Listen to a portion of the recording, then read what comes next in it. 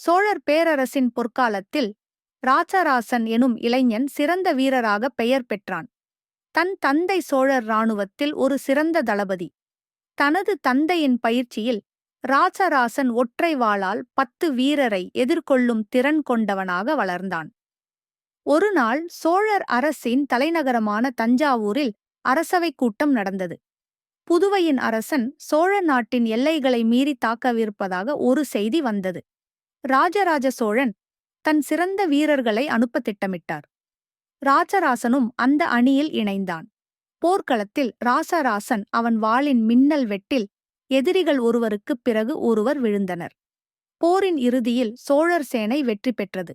ராசராசன் தன் தந்தையுடன் சேர்ந்து ராஜராஜ சோழனின் முன் சென்று தலைவணங்கினான். ராஜராஜ சோழன் மகிழ்ந்து, "நீ உண்மையான சோழ வீரன்.